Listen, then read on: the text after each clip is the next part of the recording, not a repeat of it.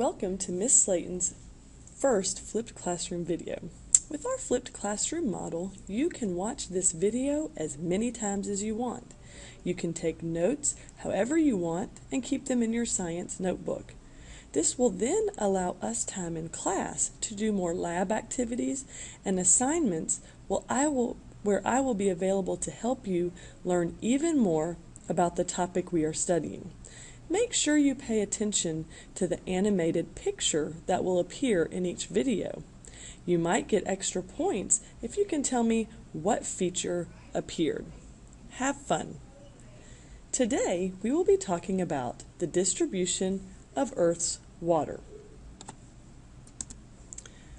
When finished with today's video, you should know how water is distributed or divided throughout the Earth. If you were to look at a globe or a map of the world, you would see that over half of the Earth is covered in water. Actually, 71% of Earth is covered in water, leaving just 29% of the Earth as land. When talking about the distribution of water, we will look at what percentage of the Earth's water is found in oceans, lakes, and rivers. How much of our water is trapped deep underground or even frozen? How much of our water is found at shallow depths underground or in our atmosphere? If we take all of Earth's water, 97% of the water is salt water. Most of that salt water is found in the world's oceans. There is a small percentage of salt water that is found underground or even in lakes. This leaves only 3% of all the water on Earth as fresh water. Therefore, only 3% of our water might possibly be available for us to use. So let's take a closer look at fresh water.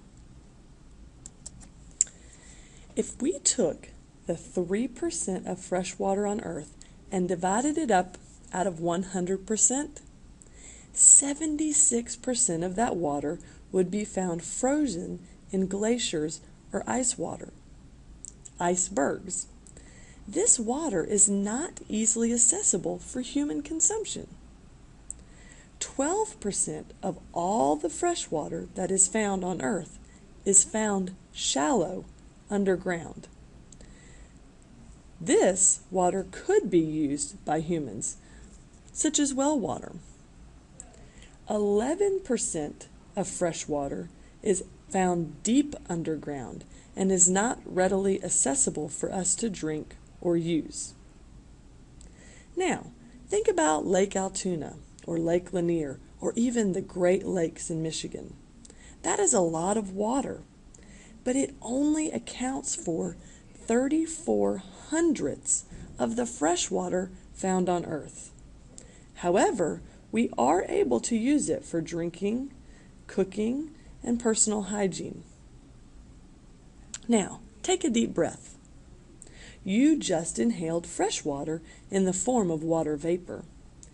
37 thousandths of all the fresh water is actually found in our atmosphere, having been evaporated. You do the math. How much of all the water on Earth is available for us to use for cleaning, cooking, bathing, drinking? It actually accounts for about 12.5%. We will take a look later about how to better conserve water so we don't run out. Here is a pie graph looking at the breakdown of Earth's water.